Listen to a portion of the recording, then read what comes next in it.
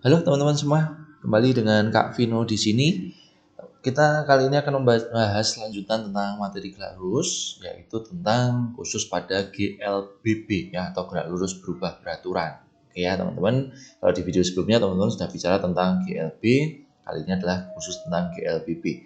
Nah, konsep gerak lurus beraturan adalah gerak yang mengalami perubahan kecepatan. Dalam artian bisa dipercepat, bisa diperlambat ya, tetapi perubahannya adalah secara konstan ya, secara teratur. Itu adalah konsep gerak lurus beraturan. Jadi kalau digambarkan dalam bentuk grafik itu V berubah, tetapi berubahnya juga tidak asal ya. Artinya kalau kelipatannya 2 kali ya menjadi 2 kali terus seperti itu ya. Turun juga sama. Nah, pada konsep percepatan pada gerak lurus, kita tahu ada rumus yang namanya percepatan. Jadi percepatan itu disimbolkan A ya, acceleration. Itu adalah perubahan kecepatan dibagi perubahan waktu. Nah, perhatikan grafik berikut. Nah, misalkan dari sini kita disuruh menentukan besar percepatan. Ya, kita bisa langsung gunakan. Di sini ada 3 slope, teman-teman ya. Oke. Nah, ada 3 slope. Jadi di sini kita mencari percepatan dari A menjadi A sampai B.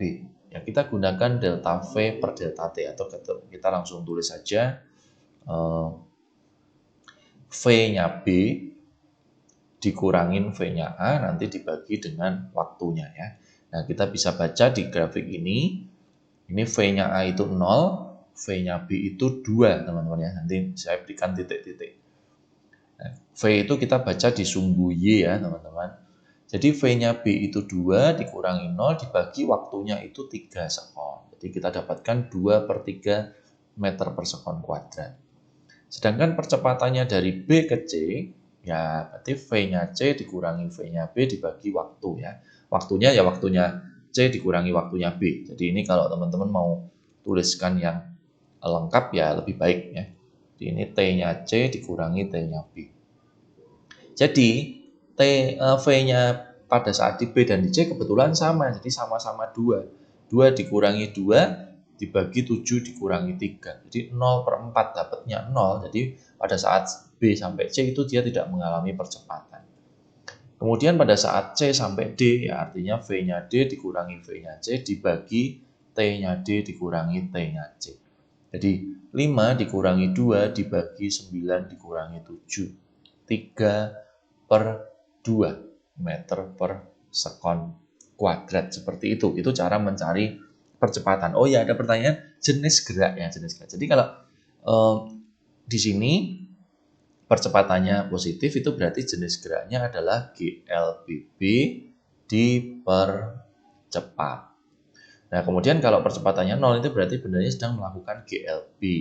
Sedangkan kalau ini juga sama ya, GLBB dipercepat. Nah, kalau yang diperlambat itu hasilnya negatif.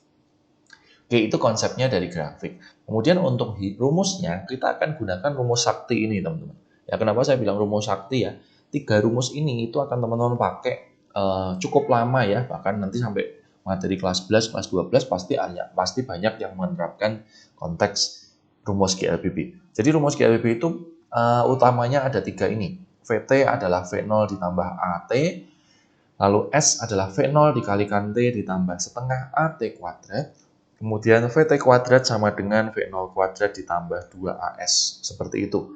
Ya, jadi V0 kecepatan awal, VT kecepatan akhir, S itu jarak, A itu percepatan, T-nya waktu. Ini adalah rumus penting, teman-teman ya. Jadi hafalkan rumus itu. Nah, cara pengerjaan soalnya adalah teman-teman mendata rumus mana yang dipakai dari besaran yang ada. Jadi kita lihat. Dan juga ini ada warning teman-teman ya. Jadi kalau kita bicara GLBB biasanya itu satuannya adalah dalam meter dan sekon. Jadi kalau ada kecepatan atau kelajuan dalam kilometer per jam, kita akan ubah ke meter per sekon terlebih dahulu. Contoh, seorang melajukan mobilnya pada kecepatan 30 meter per sekon. Di sini kita anggap sebagai kelajuan awal, 30 meter per sekon. Pada kecepatan ini, dia menginjak rem dan mobil berhenti 6 sekon kemudian. Artinya, kecepatan akhirnya adalah 0 karena berhenti. Dan dia terjadi selama 6 sekon. Hitung percepatannya dan jarak tempuhnya. Nah, kita bisa milih dari antara 3 rumus tadi. Kita bisa gunakan rumus yang pertama, VT sama dengan V0 ditambah AT. Jadi di sini kita masukkan 0 sama dengan 30 ditambah A kali 6. Atau kita bisa bilang 6A sama dengan minus 30. Artinya A-nya adalah minus 5 meter per sekon kuadrat. Minus itu berarti dia sedang diperlambat. Ya. Kemudian untuk mencari jarak, kita bisa gunakan rumus V0T ditambah setengah AT kuadrat. V0-nya 30, waktunya 6, ditambah setengah, A-nya minus 5 dikalikan 6 kuadrat. Di sini kita dapatkan 180, kalau ini setengah dikalikan 36 itu 18 dikali minus 5. Minus 90, kita dapatkan 90 meter. Artinya jarak yang ditempuh adalah 90 meter, seperti itu ya. Oke, jadi ini adalah konteks pertama. Didata dulu besaran yang diketahui, baru kemudian kita gunakan rumus yang sesuai. Contoh berikutnya. Sebuah kereta melaju dengan kecepatan 10 meter per sekon dan mendapat percepatan 1,5 meter per sekon kuadrat. Berapakah kecepatannya setelah 10 sekon? Kita jawab satu-satu teman-teman. Kecepatan awal itu V0, 10 meter per sekon. Lalu percepatannya itu 1,5 meter per sekon kuadrat. Dan di sini kita diberikan ini adalah T ya teman-teman. Jadi ini T. Sehingga kalau kita ditanyakan kecepatan akhir berarti kita mencari VT. Bisa kita rumuskan sebagai V0 plus AT ya. V0-nya 10 ditambah 1,5 kali 10. Artinya 10 ditambah 15, 25 meter per sekon. Lalu yang kedua ini sama. Jadi data awalnya dianggap sama, V0-nya 10, A-nya 1,5 meter per sekon kuadrat. Lalu berapa kecepatannya setelah menempuh 100 meter? Itu berarti jarak 100 meter. Nah, kita mau mencari VT. Kita punya satu rumus teman-teman. VT kuadrat sama dengan V0 kuadrat plus 2AS. Jadi di sini kita bisa hitung V0-nya 10. 10 kuadrat ditambah 2 kali 1,5 dikali 100. Jadi 100 ditambah ini 300 ya. Jadi kita dapatkan 400 itu adalah VT kuadrat. Sehingga VT-nya adalah akar 400 atau 20 meter. Seperti itu. Jadi di sini rumus yang kita gunakan adalah ini dan ini ya. Tinggal diterapkan dari yang sudah diketahui. Mudah-mudahan jelas teman-teman ya.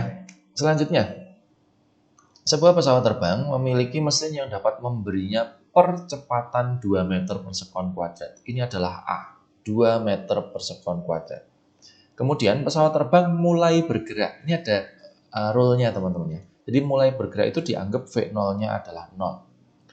Dan harus mencapai laju 1 kali 10 pangkat 2 meter per sekon untuk tinggal landas. Itu artinya kecepatan akhirnya adalah 1 kali 10 pangkat 2 atau sama saja ini 100 meter per sekon.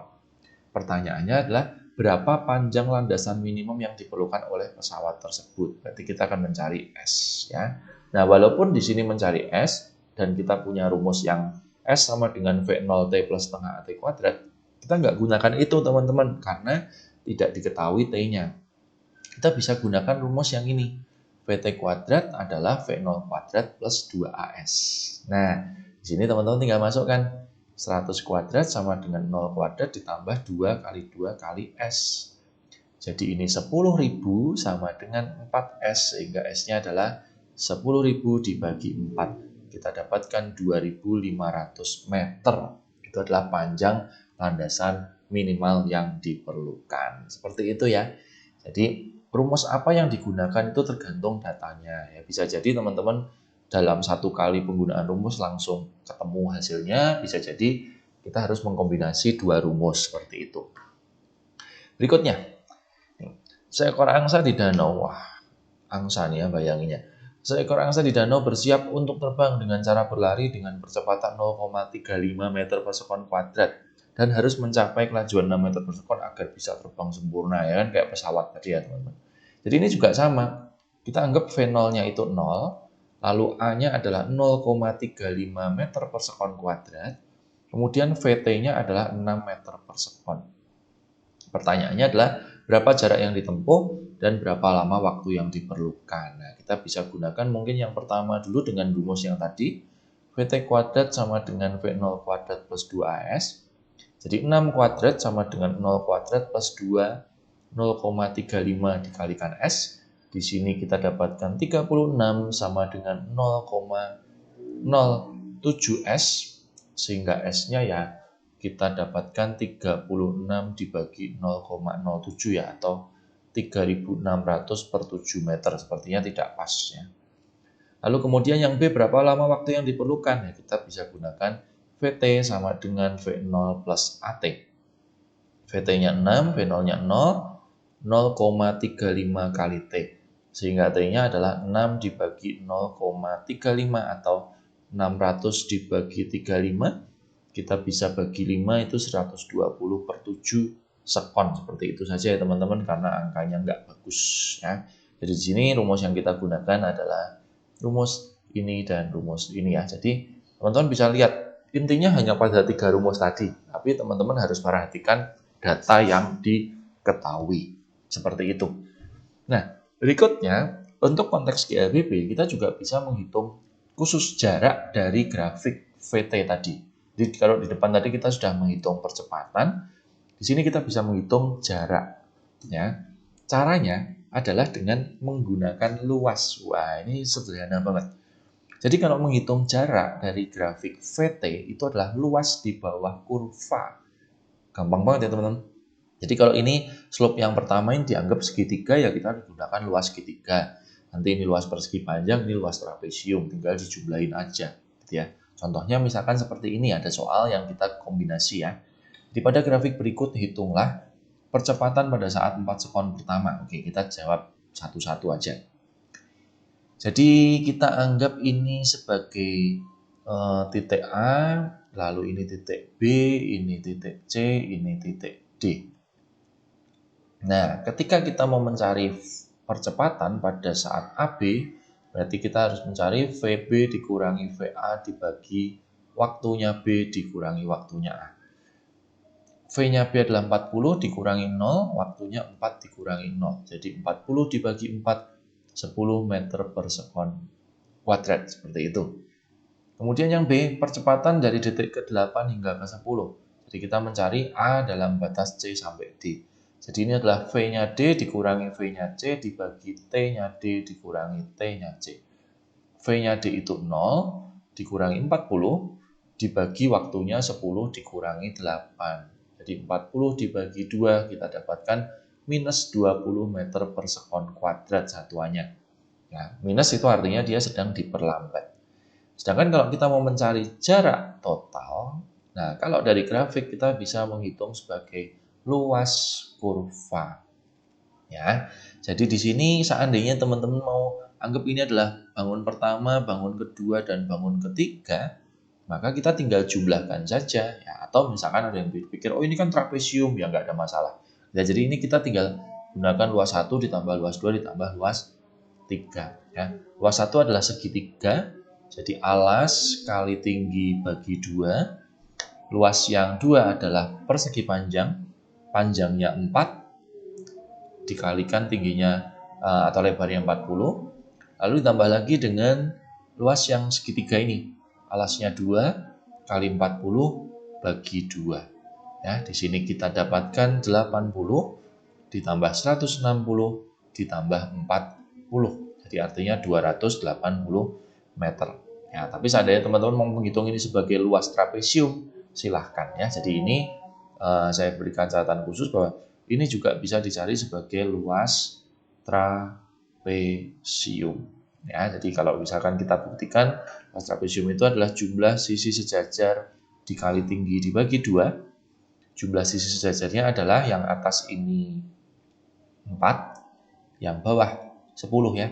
Jadi 4 ditambah 10 dikali tingginya 40 dibagi 2. 14 kali 40 dibagi 2, kita dapatkan 280 meter. Ya, sama saja dengan menghitung dipecah-pecah ya, prinsipnya pasti sama. Seperti itu untuk konteks GLBB teman-teman ya. Selanjutnya kita akan bicara tentang gerak vertikal. Sampai jumpa di video selanjutnya.